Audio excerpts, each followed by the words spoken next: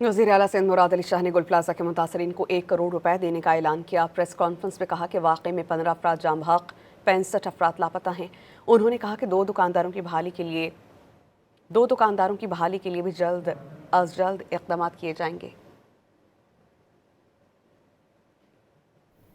वज़ीर आला सिंध मुराद अली शाह ने गुल प्लाजा के मुतासरीन को 1 करोड़ रुपए देने का ऐलान किया। प्रेस कॉन्फ्रेंस में कहा कि वाक़े में 15 अफराद जाम बहक, 65 अफराद लापता हैं।